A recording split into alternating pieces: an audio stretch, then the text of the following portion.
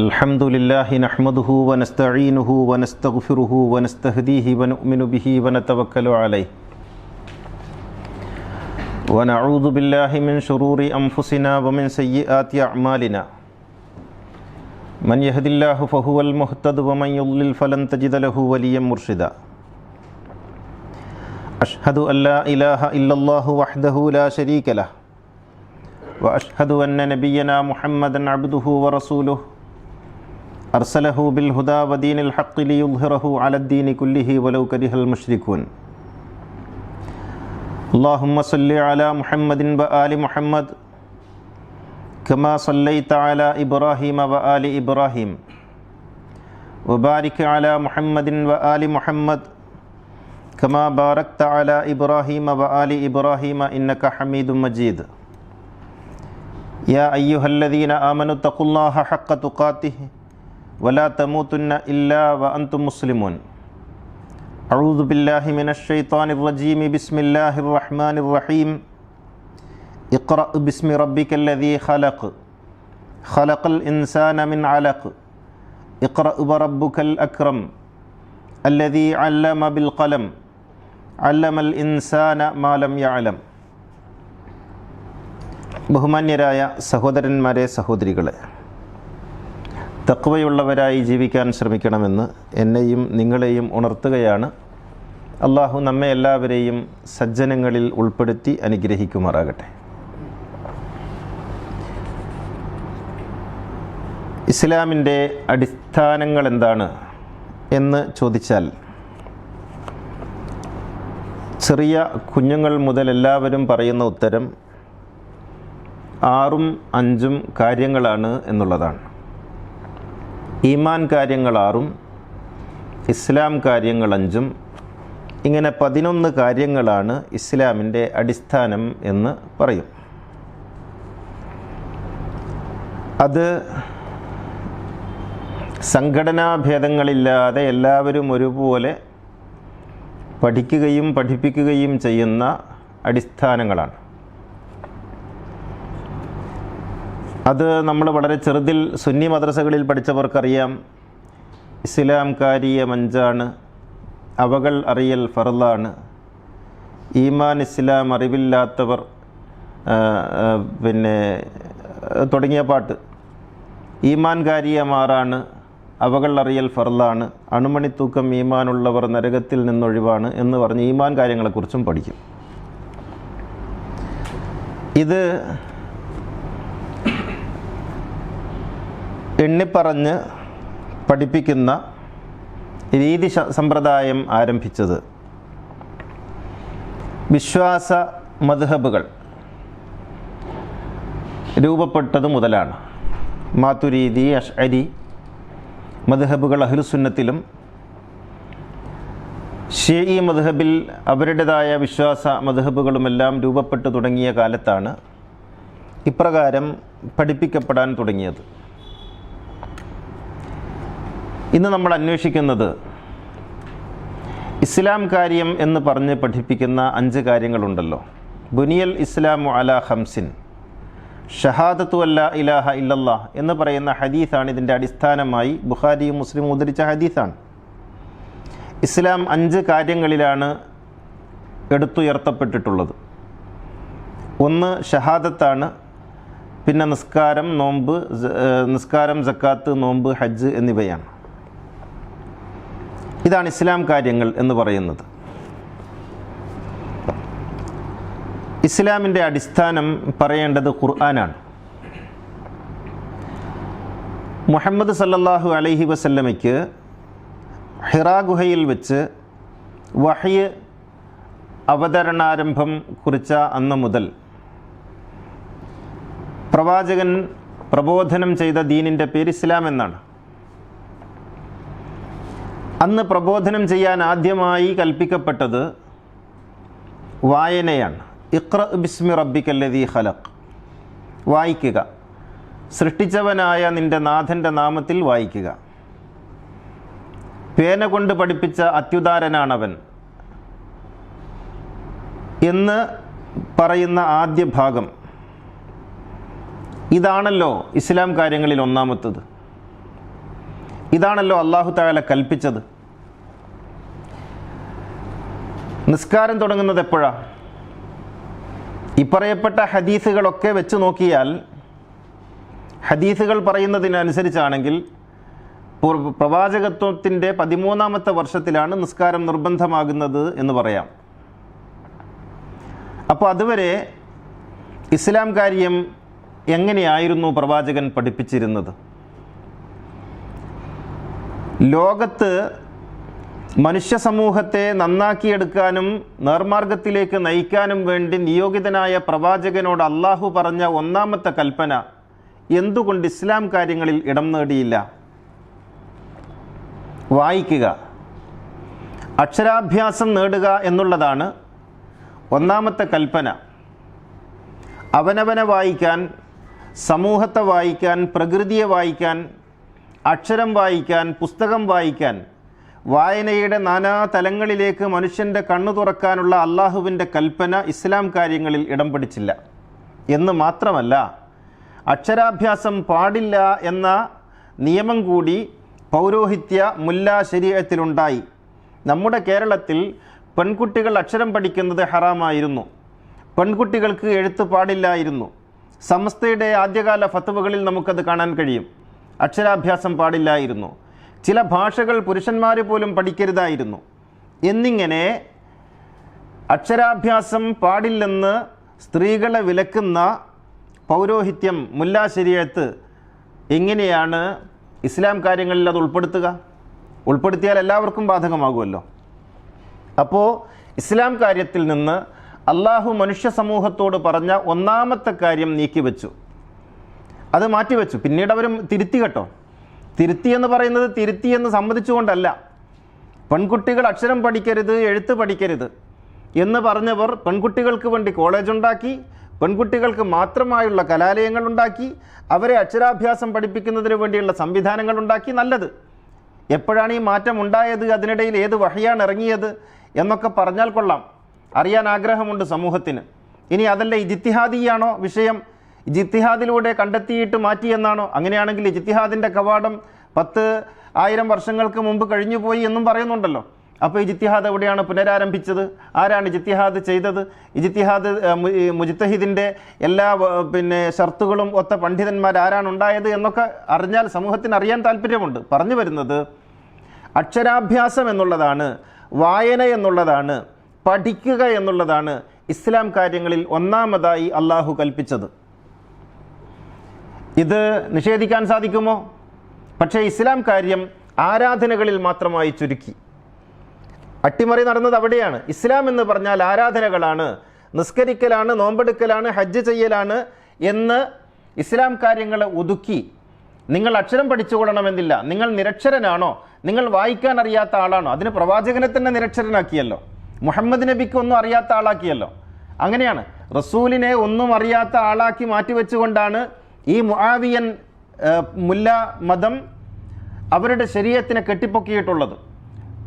മുആവിയ അക്ഷരാഭ്യാസമുള്ളയാളാണ്, അബൂ സുഫിയാൻ അക്ഷരാഭ്യാസമുള്ളയാളാണ്, അംർ ഇബ്നുൽ as അക്ഷരാഭ്യാസമുള്ളവനാണ്, സാഹിത്യകാരനാണ്, അമവികൾ എല്ലാവരും അക്ഷരാഭ്യാസമുള്ളവനാണ്.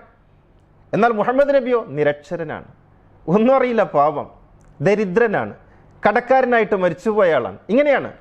എന്ന് വെച്ചാൽ കൊള്ളരുതാത്തയാളായിട്ട് മുഹമ്മദ് നബിയെ ചിത്രീകരിച്ച്, ഒന്നിനും പറ്റാത്തയാളായിട്ട് ചിത്രീകരിച്ച്, അക്ഷരാഭ്യാസമില്ലാത്തയാളായിട്ട് ആരുടെ കുട്ടിയെക്കുറിച്ചായി പറയുന്നത്? അബൂ താലിബിൻ്റെ മക്കളെ, അബ്ദുൽ മുത്തലിബിൻ്റെ മക്കളെ, അബൂ താലിബിൻ്റെ വീട്ടിൽ വളർന്ന കുട്ടി അലിയുബിനും അബി താലിബിനും ജാഫറിനും ഒക്കൈലിനും ഒക്കെ അക്ഷരാഭ്യാസം നൽകുമ്പോൾ മുഹമ്മദ് നബിയെ മാത്രം അക്ഷരാഭ്യാസം നൽകാതെ വീട്ടിൽ തടഞ്ഞു വെച്ചു അബൂ താലിബ് എന്ന് വിശ്വസിക്കാൻ ഒക്കുമോ? റസൂലിൻ്റെ സമപ്രായക്കാരായ അബ്ബാസും ഹംസയും നല്ല സാഹിത്യ പടുക്കളാണ്, കവികളാണ്, അക്ഷരാഭ്യാസമുള്ളവരാണ്. അവരുടെ കൂടെയാണ് മുഹമ്മദ് നബി വളർന്നത്. മുഹമ്മദ് നബിയെ പഠിപ്പിച്ചില്ല എന്ന് പറയാൻ പറ്റുമോ? അബൂ താലിബ്, അബ്ദുൽ മുത്തലിബ് വിഡ്ഢിത്തം പറഞ്ഞ്, ഇല്ലാത്തത് പറഞ്ഞ് പ്രവാചകനെ അരികിലാക്കാൻ ശ്രമിക്കുകയായിരുന്നു ബുഖാരിയും കൂട്ടരും. കാരണം അവർക്കതിൻ്റെ ആവശ്യമുണ്ടായിരുന്നു. അക്ഷരം പഠിക്കാതിരിക്കാൻ മനുഷ്യരെ നിങ്ങൾ പഠിക്കണ്ട, നബിക്ക് അക്ഷരം അറിയില്ല, പിന്നെ നിങ്ങൾ എന്തിനാ ഇത് പഠിക്കേണ്ടത് എന്നാണ്. പിന്നെ എന്തിനു പഠിക്കണം? വിവരമുണ്ടായാൽ ഈ തെമ്മാടിത്തം അനുവദിക്കില്ല സമൂഹം, രാജഭരണം അനുവദിക്കില്ല, അഴിമതി അനുവദിക്കില്ല. അതുകൊണ്ട് പഠിക്കരുത്. നിങ്ങൾ തസ്ബീഹ് ചൊല്ല്, പള്ളി പണിത് തരാം. റസൂലുള്ള വഫാത്താകുമ്പോൾ എത്ര പള്ളിയുണ്ട്? മദീനയിൽ 5 പള്ളി, 5 പള്ളികളാണ് ഉള്ളത്. 5 പള്ളികളിലും കൂടി ആകപ്പാടെ നിസ്കരിക്കാവുന്ന ആളുകളുടെ എണ്ണം 250. റസൂലുള്ള വഫാത്തായതിനു ശേഷം പിന്നെ പള്ളികളുടെ ഒരു മഹാപ്രവാഹമാണ്. പള്ളി ഇഷ്ടം പോലെ ഉണ്ടാക്കി. എന്നിട്ട് പറഞ്ഞു, നിങ്ങൾ പള്ളിയിലേക്ക് പോയിക്കോളെ, നിങ്ങൾ തസ്ബീഹ് ചൊല്ലി കുത്തിരുന്നോളി, നിങ്ങൾ ഒരുപാട് മജ്ലിസുകൾ നടത്തിക്കോളി, നിങ്ങൾ സുന്നത്ത് നിസ്കാരം നടത്തിക്കോളി. ഇങ്ങനെയാണ് എമ്മാതിരി സുന്നത്ത് നിസ്കാരങ്ങളൊക്കെയാണ് വന്നത്. അങ്ങനെ പേരുള്ളതും പേരില്ലാത്തതും തോന്നുന്നതും തോന്നാത്തതും ആകുന്നതും ആകാത്തതുമായ 100 കണക്കിന് റക്അത്തുകൾ സുന്നത്ത് നിസ്കാരം എന്നുള്ള പേരിൽ അങ്ങനെ പള്ളികളിലേക്ക് മനുഷ്യനെ ആട്ടിത്തെളിച്ചു. എന്നിട്ട് അവിടെ വെച്ച് എന്നിട്ട് ഹദീസ് ഉണ്ടാക്കി. നിങ്ങളെങ്ങാനും പള്ളിയിൽ പോയിട്ടില്ലെങ്കിൽ വീട് കത്തിച്ച് കളയുമായിരുന്നു എന്ന് പറഞ്ഞ ഹദീസൊക്കെ. എങ്കിൽ ഇവരൊക്കെ കൂടി പള്ളിയിലേക്ക് വന്നാൽ എവിടെ നിസ്കരിക്കാൻ സ്ഥലം എന്ന് ചോദിക്കാൻ കഥയിൽ ചോദ്യമില്ലല്ലോ. റസൂലുള്ള പറയാണ്, പള്ളിയിലേക്ക് വരാൻ കഴിവുണ്ടായിട്ടും പള്ളിയിലേക്ക് വരാതിരുന്നവൻ്റെ വീട് ഞാൻ കത്തിക്കുമായിരുന്നു, കുട്ടികളും വൃദ്ധരും ഉണ്ടായിരുന്നില്ലെങ്കിൽ. അപ്പോൾ അവരൊക്കെ കൂടി ചോദിക്കണം, നബിയെ ഞങ്ങളൊക്കെ കൂടി വന്നാൽ എവിടുന്ന നിസ്കരിക്കുക? റസൂലുള്ളാഹിൻ്റെ പള്ളിയിൽ അന്ന് നിസ്കരിക്കാൻ കഴിയാകെ 50 പേർക്കാ. 50 പേർക്കേ നിസ്കരിക്കാൻ പറ്റുള്ളൂ. പിന്നെ മസ്ജിദ് ഖുബയുണ്ട്, അവിടെ അത്രയും ആൾക്കാർക്ക് പറ്റൂല. ഇങ്ങനെയുള്ള ഏതാനും ചില പള്ളികൾ ആകെ കൂടി 10-200 പേർക്ക് നിസ്കരിക്കാൻ പറ്റുള്ളൂ. അപ്പോൾ ഇക്കണ്ട 10,000 ആൾക്കാർ നിസ്കരിക്കാൻ വേണ്ടി വന്നല്ലോ, എവിടെ വെച്ച് നിസ്കരിക്കും? പള്ളിയിലേക്ക് ആട്ടിത്തെളിക്കുകയാണെങ്കിൽ. റസൂലുള്ള അങ്ങനെ പറഞ്ഞിട്ടില്ല. എന്ന് മാത്രമല്ല, പള്ളി കണ്ടുപോകരുതെന്ന് റസൂൽ പറഞ്ഞിട്ടുണ്ട്. ചില സമയത്ത് നീ പോയിട്ട് വിറക് ശേഖരിക്ക്, നിന്റെ വീട്ടിലേക്കുള്ള വരുമാനം ഉണ്ടാക്ക്, നീ ഇങ്ങനെ പിന്നെ നിസ്കരിച്ചു കുത്തിരിക്കുകയല്ല വേണ്ടത് എന്ന് പറഞ്ഞ സംഭവങ്ങളുണ്ട്. എന്ന് വെച്ചാൽ പ്രവാചകൻ മനുഷ്യൻ്റെ ജീവിതത്തിനെയായിരുന്നു കണ്ടത്, ജീവിതത്തെയായിരുന്നു കണ്ടത്. പക്ഷേ മനുഷ്യരെ ആരാധനാലയങ്ങളിലേക്ക് പറഞ്ഞയച്ച് അവരെ ആരാധനകളിൽ കുരുക്കിയിട്ട് തങ്ങൾ ചെയ്യുന്ന എല്ലാ വൃത്തികേടുകളിൽ നിന്നും അവരുടെ ശ്രദ്ധ തിരിക്കുന്നതിന് വേണ്ടിയായിരുന്നു ഭരണകൂടം ഹദീസുകൾ ഉണ്ടാക്കിയത്. അക്കൂട്ടത്തിലാണ് അക്ഷരാഭ്യാസം ഇസ്ലാം കാര്യങ്ങളിൽ നിന്ന് എടുത്തു മാറ്റിയത്. ഇഖ്റ ബിസ്മി റബ്ബിക്കല്ലദീ ഖലഖ്, ഒന്നാമത്തെ കൽപ്പന. അത് നിങ്ങൾക്ക് എവിടെയും കാണാൻ കഴിയില്ല. അതെവിടെയും കാണാൻ തൊലബുൽ ഇൽമി ഫരീളത്തുൻ അലാ കുല്ലി മുസ്ലിമിൻ വ മുസ്ലിമ എന്നൊക്കെ എഴുതി വെച്ചിട്ടുണ്ട്. പക്ഷേ അത് ഇസ്ലാം കാര്യങ്ങളിൽ എണ്ണിയില്ല, അനിവാര്യമായതായിട്ട് എണ്ണിയില്ല. ഇപ്പം നോക്കൂ, നമ്മുടെ ഇന്ത്യയിൽ ഒരു കുട്ടിക്ക് അക്ഷരാഭ്യാസം നൽകുന്നത് മാതാപിതാക്കൾ തടഞ്ഞാൽ അത് ക്രിമിനൽ കുറ്റമാണ്. വിദ്യ എന്നുള്ളത്, വിദ്യാഭ്യാസം എന്നുള്ളത് മൗലികമായ അവകാശമാണ്. 10ാം തരം വരെ നിർബന്ധ വിദ്യാഭ്യാസമാണ് നമ്മുടെ ഭാരതത്തിലുള്ളത്. എന്നാൽ ഒരു മുസ്ലിമിന് സ്കൂളിൽ പോകുന്നില്ല എന്നങ്ങ് തീരുമാനിച്ചാൽ, മദ്രസയിൽ പോകുന്നില്ല എന്ന് തീരുമാനിച്ചാൽ, പഠിക്കുന്നില്ല എന്ന് തീരുമാനിച്ചാൽ ഒരു പ്രശ്നമില്ല, ദീനിയായിട്ടൊരു പ്രശ്നമില്ല. ഒരു കുട്ടിയെ ഒരു മാതാപിതാക്കൾ അക്ഷരാഭ്യാസം പഠിപ്പിച്ചില്ല, വീട്ടിലങ്ങ് അടച്ചുപൂട്ടി വളർത്തി. അവനെ ഇന്ത്യൻ പീനൽ കോഡ് അനുസരിച്ച്, ഇന്ത്യൻ ക്രിമിനൽ നിയമം അനുസരിച്ച് കേസെടുക്കുമെന്നല്ലാതെ ഇസ്ലാമികമായിട്ടൊരു തെറ്റുമില്ല. നിലവിലുള്ള ഇസ്ലാമിലെ ഒരു തെറ്റുമില്ല. കാരണം അത് ഇസ്ലാം കാര്യങ്ങളുടെ ഭാഗമല്ല. നിസ്കരിച്ചില്ലെങ്കിൽ കുറ്റമാണ്, എന്നാൽ അക്ഷരാഭ്യാസം ഇല്ലെങ്കിൽ കുറ്റമില്ല. ഈ അർത്ഥത്തിൽ സമൂഹത്തെ തെറ്റായ വഴിയിലേക്ക് നയിക്കുന്ന ഇസ്ലാം കാര്യങ്ങളാണ് ഉണ്ടാക്കിയത്. കഴിഞ്ഞോ? അക്ഷരാഭ്യാസത്തിൽ കഴിഞ്ഞില്ല. പിന്നെ അല്ലാഹു തആല ഒരു മുസ്ലിമിൻ്റെ ക്വാളിറ്റിയായിട്ട്, മുസ്ലിമിൻ്റെ യോഗ്യതയായിട്ട് പറയുന്ന കാര്യം എന്താണ്? നിരന്തരമായി പറയുന്നത് അമലുസ്സാലിഹാത്താണ്. ഈമാനും അമലുസ്സാലിഹാത്തും. അമലുസ്സാലിഹാത്ത് എവിടെയെങ്കിലും ഉണ്ടോ ഇസ്ലാം കാര്യങ്ങളിൽ? എവിടെയെങ്കിലും പറഞ്ഞിട്ടുണ്ടോ? ഇല്ല. നിങ്ങൾ നിസ്കരിക്കണം. നിസ്കാരം അമലുസ്സാലിഹാത്താണോ? ആണോ? അല്ല. അമലുസ്സാലിഹാത്ത് ചെയ്യുന്നവരും നിസ്കരിക്കുന്നവരും ഖുർആൻ പറഞ്ഞിട്ടുണ്ട്. അപ്പം നിസ്കാരത്തിൽപ്പെട്ടതല്ല, അമലുസ്സാലിഹാത്തിൽപ്പെട്ടതല്ല നിസ്കാരം. അത് എന്താണ്? അത് അനുഷ്ഠാനമാണ്. അനുഷ്ഠാനവും അമലുസ്സാലിഹാത്തും രണ്ടും രണ്ടാണ്. അമലുസ്സാലിഹാത്ത് എന്ന് പറഞ്ഞാൽ എന്താണ്? താൻ ഉൾക്കൊള്ളുന്ന സമൂഹത്തിന്, പ്രകൃതിക്ക്, ജീവജാലങ്ങൾക്ക് ഉപകാരപ്പെടുന്ന ഒരു വാക്കോ പ്രവൃത്തിയോ, അതിനാണ് അമലുസ്സാലിഹാത്ത് എന്ന് പറയുന്നത്. അതിന് റസൂൽ മനോഹരമായ ഒരു ഉപമ നൽകി, വഴിയിൽ നിന്ന് ബുദ്ധിമുട്ട് നീക്കുക, ഇമാത്തത്തുൽ അദാ അനി തരീഖ്, അത് അമലുസ്സാലിഹാത്താണ്. പക്ഷെ അമലുസ്സാലിഹാത്ത് ഇസ്ലാം കാര്യങ്ങളിൽ കാണൂല. ഇസ്ലാം കാര്യങ്ങളിൽ കാണൂല. ഖുർആനിൽ അമലുസ്സാലിഹാത്താണ് പറഞ്ഞുകൊണ്ടിരിക്കുന്നത്. അറഅയ്തല്ലദീ യുകദ്ദിബു ബിദ്ദീൻ ഫദാലികല്ലദീ യദ്ഉൽ യതീം വലാ യഹുദ്ദു അലാ തആമിൽ മിസ്കീൻ ഫവൈലുൽ ലിൽ മുസല്ലീൻ അല്ലദീന ഹും അൻ സലാത്തിഹിം സാഹൂൻ അല്ലദീന ഹും യുറാഊന വയംനഊനൽ മാഊൻ. അല്ലാഹു തആല പറയുന്നു, അമലുസ് സാലിഹാത്ത് ചെയ്യാതെ നിസ്കരിച്ചവർക്ക് ആ നിസ്കാരം തന്നെ നാശമാണ്. അമലുസ് സാലിഹാത്തില്ലാത്ത നിസ്കാരം നാശമാണ്. ഫവൈലുൽ ലിൽ മുസല്ലീൻ അല്ലദീന ഹും അൻ സലാത്തിഹിം സാഹൂൻ. നിസ്കരിക്കാൻ മാത്രം ഇസ്ലാം കാര്യം പഠിപ്പിക്കുന്നു. ഖുർആൻ അമലുസ് സാലിഹാത്തില്ലാത്ത നിസ്കാരം നാശമാണെന്ന് പഠിപ്പിക്കുന്നു. ഓർക്കണ്ടേ, ആരാധനകളെ കൊണ്ട് രക്ഷപ്പെട്ടു പോകാമെന്നൊരാളും കരുതണ്ട. ആരാധനകളും അനുഷ്ഠാനങ്ങളും മാത്രം നിർവഹിച്ചിട്ട് രക്ഷപ്പെടുകയുമില്ല. അങ്ങനെ പടച്ചോൻ പറഞ്ഞിട്ടില്ല. എന്ന് മാത്രമല്ല, അമലുസ് സാലിഹാത്തില്ലാത്ത ആരാധനകൾ മനുഷ്യനെ നാശത്തിലേക്ക് നയിക്കും എന്നാണ് ഖുർആൻ പറഞ്ഞത്. ഗാന്ധിജി പറഞ്ഞു, സാമൂഹ്യ പ്രതിബദ്ധതയില്ലാത്ത മനുഷ്യൻ്റെ ജപങ്ങളും പൂജകളുമെല്ലാം ക്രിമിനൽ കുറ്റമാണ്. അതാണ് ഖുർആനും പറഞ്ഞത്, ഫവൈലുൽ ലിൽ മുസല്ലീൻ അല്ലദീന ഹും അൻ സലാത്തിഹിം സാഹൂൻ. നിസ്കാരം എന്ന് പറഞ്ഞാൽ എന്താ?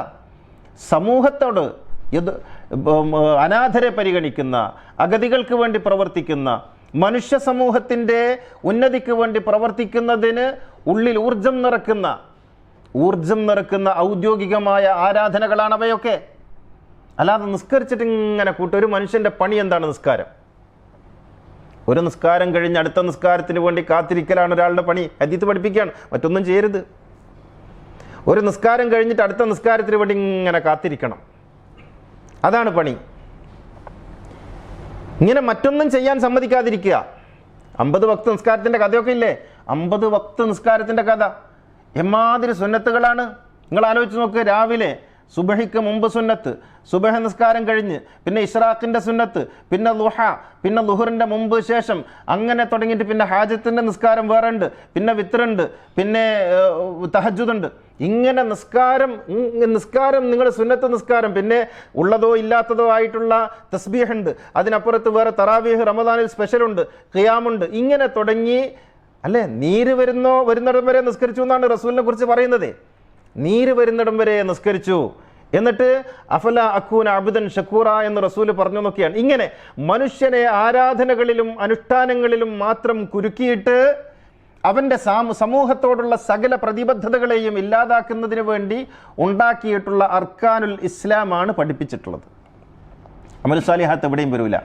അമലു സാലിഹാത്ത് അതിനെ പ്രൊമോട്ട് ചെയ്യുന്ന, അപ്പോൾ പറയും ഞങ്ങൾ പഠിപ്പിക്കുന്നില്ലേ, വേറെ എല്ലാ അടിസ്ഥാനത്തിൽ പഠിപ്പിക്കാൻ അല്ലാഹു തആല പറഞ്ഞത് അല്ലേ? ഇല്ലല്ലദീന ആമനു വൽ അസ്ർ ഇന്നൽ ഇൻസാന ലഫീ ഖുസ്ർ ഇല്ലല്ലദീന ആമനു വഅമിലുസ് സ്വാലിഹാത്തി വതവാസൗ ബിൽ ഹഖ് വതവാസൗ ബിസ്സബ്ർ. അടിസ്ഥാനമാണ്, കൂലി പഠിപ്പിക്കലല്ല. അടിസ്ഥാനം മനുഷ്യൻ പരാജയത്തിൽ നിന്ന് രക്ഷപ്പെടണമെങ്കിൽ ഈമാനും അമലുസ് സ്വാലിഹാത്തും വേണം. അതെന്താ ഇസ്ലാം കാര്യങ്ങളിൽ പെടുത്തൂല. കാരണം മനുഷ്യനെ ഇങ്ങനെ കുരുക്കിയിടലായിരുന്നു ഈ മുആവിയൻ മുല്ലകളുടെ പൗരോഹിത്യത്തിൻ്റെ ആവശ്യം. തീർന്നോ?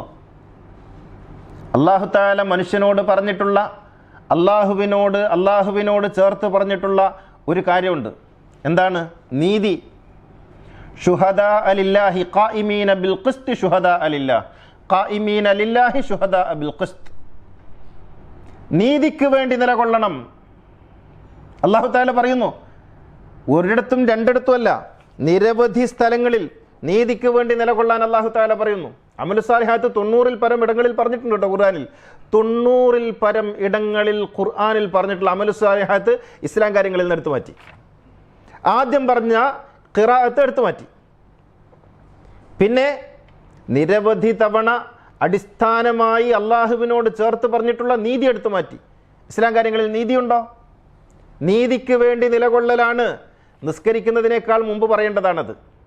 ഈ ഒരു ബോധമാണ് ഉണ്ടാകേണ്ടത്. അടിസ്ഥാനമായിട്ട് നീതിക്ക് വേണ്ടി നിലകൊള്ളണം. അള്ളാഹു എന്ത് പറഞ്ഞു? യാ അയ്യുഹല്ലദീന ആമനു കൂനു ഖവ്വാമീന ബിൽ ഖിസ്തി ശുഹദാ ലില്ലാഹ്.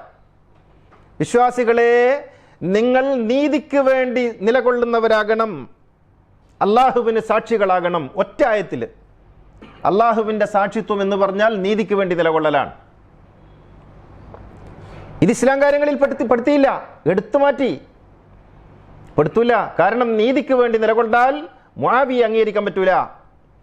നീതിക്ക് വേണ്ടി നിലകൊള്ളുന്ന ഒരു മനുഷ്യന് കള്ളനായ യസീദിനെ അംഗീകരിക്കാൻ പറ്റില്ല, ലഅനത്തുല്ലാഹി അലൈഹി, അംഗീകരിക്കാൻ പറ്റില്ല.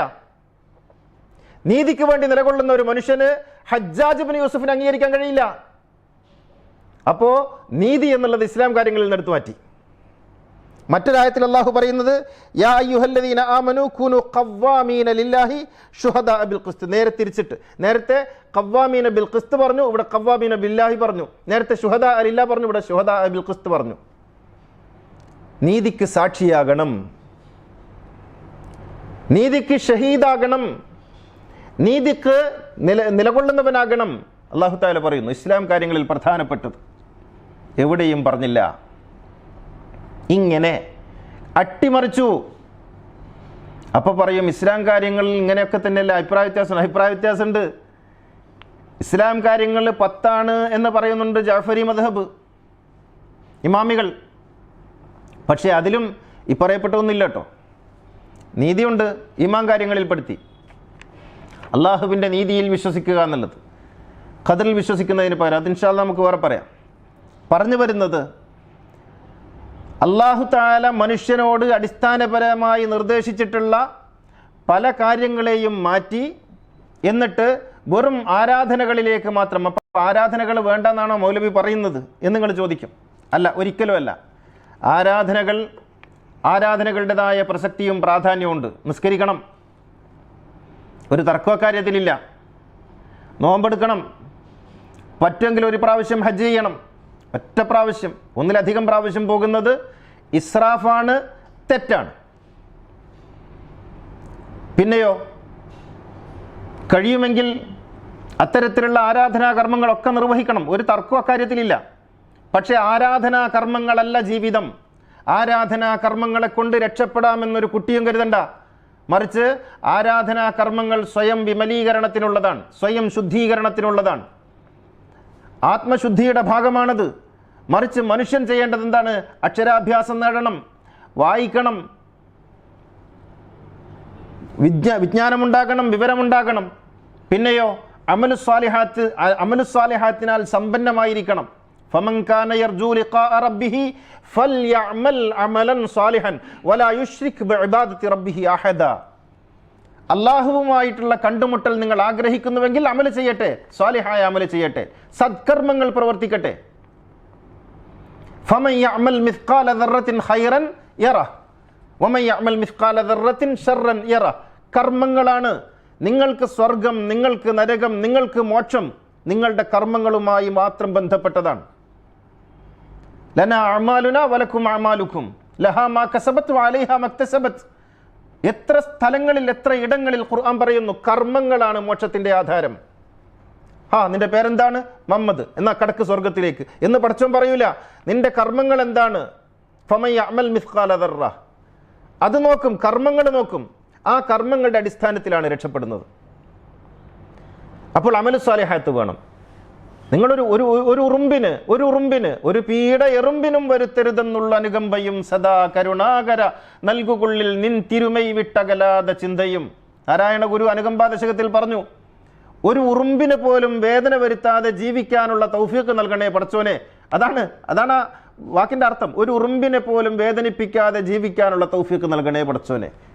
നിൻ തിരുമൈ വിട്ടകലാതെ ചിന്തയും, പിന്നെ നിന്നെക്കുറിച്ചുള്ള ചിന്തയും. ഫമൻ യഅമൽ, അതാണ് അല്ലാഹു തആല പറഞ്ഞത്, വമൻ കാന യർജൂ ലിഖാഅ റബ്ബിഹി ഫൽയഅമൽ അമലൻ സാലിഹൻ വലാ യുശ്രിക് ബിഇബാദത്തി റബ്ബിഹി അഹദ.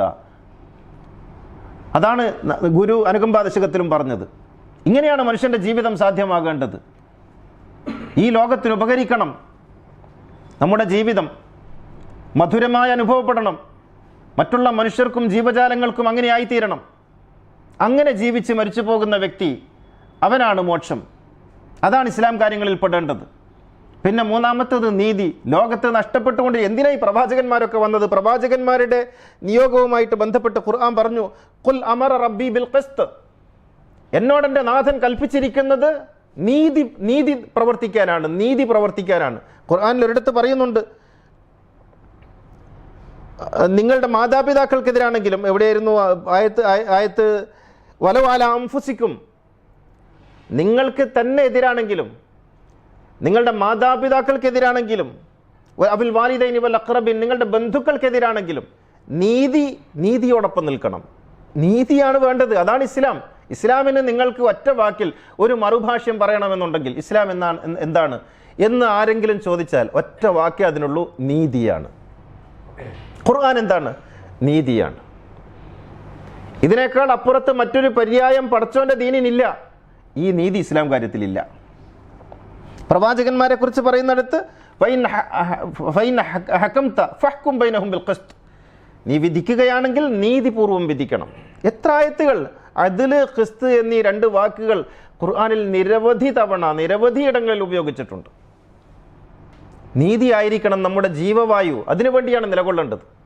നീതിക്കെതിരായി നിങ്ങൾ കലാകാലം നിസ്കരിച്ചു, സുജൂദിൽ നിന്ന് തല ഉയർത്തിയില്ല, നിസ്കാര തഴമ്പിൻ്റെ വലിയ കൊട്ടയുണ്ട് നെറ്റിയിൽ, എന്നിട്ട് നിങ്ങൾ നീതിക്ക് വിരുദ്ധമായി പ്രവർത്തിച്ചാൽ ഈ നിസ്കാരം ഒന്നുമല്ല, അത് വെറുതെ ഉള്ള ഒരു എക്സസൈസ്. കുനിഞ്ഞു നിവർന്നു തീർന്നു. നീതിയില്ലാത്ത ജീവിതം ഒരു വിശ്വാസിക്ക് സങ്കല്പിക്കാൻ പോലും കഴിയില്ല. ആർക്കെതിരാണെങ്കിലും നീതിയുടെ പക്ഷത്ത് നിലകൊള്ളണം. അത് സമുദായമോ മതമോ ജാതിയോ കുടുംബമോ ബന്ധുക്കളോ ഒന്നും നോക്കരുത്, നീതിയുടെ പക്ഷത്തേക്ക് മാറി നിൽക്കാൻ കഴിയണം. ഇത് ഇസ്ലാം കാര്യങ്ങളിൽ പ്രധാനപ്പെട്ടതാണ്. അപ്പം ഞാൻ പറയുന്നത് അടിസ്ഥാനത്തിൽ തന്നെ ഇവർ കത്തിവെച്ചു. അടിസ്ഥാനത്തിൽ തന്നെ മുആവിയൻ മതം കത്തിവെച്ചു. എന്നിട്ട് പല അടിസ്ഥാനങ്ങളും നമുക്ക് പഠിപ്പിച്ചു തരേണ്ടത് നമ്മുടെ മക്കൾ. നിങ്ങൾ ആലോചിച്ച് നോക്കിയേ, കുട്ടികൾക്ക് ഇക്കാര്യം പഠിപ്പിച്ചു കൊടുത്തെങ്കിൽ വളരെ ചെറുതിലെ ഒന്നാം ക്ലാസ്സിൽ നിന്ന് ഇസ്ലാം കാര്യമെന്ന് പറഞ്ഞാൽ നീതിയാണ് മക്കളെ, ഇസ്ലാം കാര്യമെന്ന് പറഞ്ഞാൽ വായനയാണ് മക്കളെ, ഇസ്ലാം കാര്യമെന്ന് പറഞ്ഞാൽ അമലു സാലിഹാത്താണ് മക്കളെ എന്ന് പഠിപ്പിച്ചു കൊടുത്താൽ ഇന്ന് കാണുന്ന ഈ പ്രശ്നങ്ങളൊക്കെ ഉണ്ടാവുമോ? ഉണ്ടാവില്ല. കാരണം ഇസ്ലാം കാര്യമെന്ന് പറഞ്ഞാൽ നിസ്കാരമാണ്, നോമ്പാണ്, ഹജ്ജാണ്, ജീവിതമായിട്ടൊരു ബന്ധമില്ലാത്ത കുറേ കാര്യങ്ങളാണെന്ന് പഠിപ്പിച്ചത് കൊണ്ട് കുട്ടികൾക്ക് അവരുടെ ജീവിതത്തിൽ നിന്ന് ഇസ്ലാമിനെ മാറ്റിവെച്ചു. ഇസ്ലാം കാര്യങ്ങളിൽ പെടേണ്ടത് പെടുത്താതെ മറ്റതൊക്കെ ഇസ്ലാം കാര്യങ്ങളിൽ പെട്ടു തന്നെയാണ്. പക്ഷേ അതൊക്കെ അവസാന പ്രയോറിറ്റിയിൽ വരുന്നതാണ്. ആദ്യം മനുഷ്യൻ്റെ ജീവിതത്തെക്കുറിച്ചാണ് പറയേണ്ടത്. അള്ളാഹു അതാണ് പറഞ്ഞത്. അല്ലെങ്കിൽ പടച്ചവന് പറഞ്ഞൂടെ, വഹി ഇറങ്ങുന്ന സമയത്ത് മുഹമ്മദേ ഇഖ്റ ബിസ്മി റബ്ബിക്കല്ലദീ ഖലഖ് എന്ന് പറയുന്നതിന് പകരം മുഹമ്മദേ നീ പോയിട്ട് മനുഷ്യരെ നിസ്കരിക്കാൻ പഠിപ്പിക്കുക എന്ന് പറഞ്ഞൂടെ? അതല്ലല്ലോ പറഞ്ഞത്. വായിക്കാൻ പഠിപ്പിക്കെന്നാണ് പറഞ്ഞത്. വായിക്കാൻ പറയാന്നാണ് പറഞ്ഞത്. എഴുതാൻ പഠിപ്പിക്കുന്നതാണ്. കലമെന്നാണ് പറഞ്ഞത്. പുസ്തകവും പേനയുമാണ് അള്ളാഹു പരിചയപ്പെടുത്തിയത്.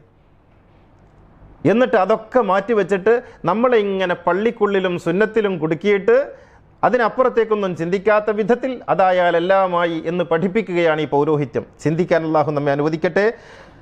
أقول قولي هذا وأستغفر الله العظيم لي ولكم وأستعفيه عني وعنكم وعن جميع المسلمين والمؤمنين أجمعين فاستغفروه إنه هو الغفور الرحيم.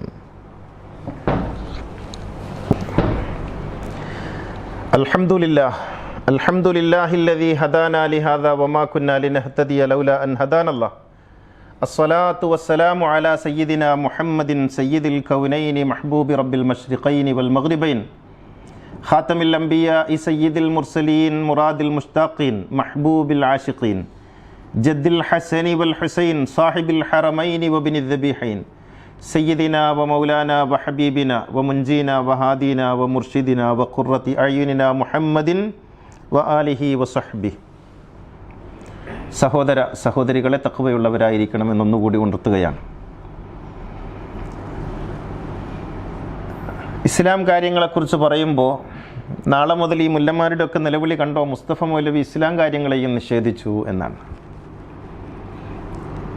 ഇസ്ലാം കാര്യങ്ങളെ നിഷേധിക്കുകയല്ല, ഇസ്ലാം കാര്യങ്ങളിൽ അള്ളാഹു ഒന്നാമതായും രണ്ടാമതായും മൂന്നാമതായും പറഞ്ഞ കാര്യങ്ങളെ വെട്ടിമാറ്റിയതിനെക്കുറിച്ചാണ് ഞാൻ പറയുന്നത്. അതിൻ്റെ ഫലായിലുകൾ മറ്റേതെങ്കിലും കിതാബിൽ പഠിപ്പിച്ചാൽ പോരാ, അടിസ്ഥാനപരമായിട്ടുള്ളത് പഠിപ്പിക്കണം. മനുഷ്യനെ ഒരു മതത്തിൻ്റെ അല്ലെങ്കിൽ ഒരു ദർശനത്തിൻ്റെ ഭാഗമാക്കുന്നത് അതിൻ്റെ അടിസ്ഥാനങ്ങളിൽ ഊന്നി നിന്നുകൊണ്ടാണ്. അതിൻ്റെ ശാഖകളെ സംബന്ധിച്ച് അത്രമേൽ പ്രാധാന്യത്തോടെ പരിഗണിക്കണമെന്നില്ല. അപ്പോൾ അടിസ്ഥാനം എന്താണ് എന്നുള്ളത് പ്രധാനമാണ്. ഇസ്ലാം കാര്യം അടിസ്ഥാനമാണ്. കാരണം അത് അറിഞ്ഞില്ലെങ്കിൽ നരകം അവരുടെ വീടാണ്. അങ്ങനെയാണല്ലോ പഠിപ്പിക്കുന്നത്, നരകം അവരുടെ വീടാണ്.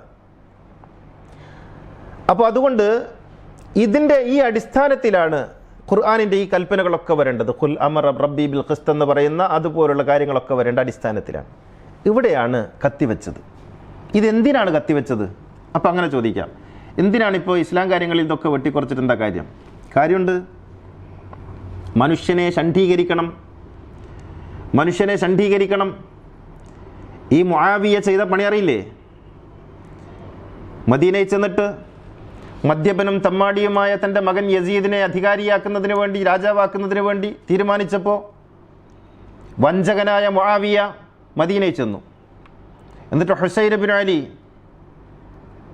അലൈഹിസ്സലാത്തു വസ്സലാം അദ്ദേഹത്തെ വിളിച്ചിട്ട് പറഞ്ഞു, നിങ്ങൾ മക്കയിലേക്ക് പോകണം ഉംറ ചെയ്യാൻ.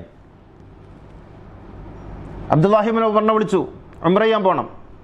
അബ്ദുല്ലാഹിബിൻ അബ്ബാസിനെ വിളിച്ചു, ഉംറ ചെയ്യാൻ പോകണം. രാജാവല്ലേ പറയണത്, അക്രമിയായ ഫിറഔൻ.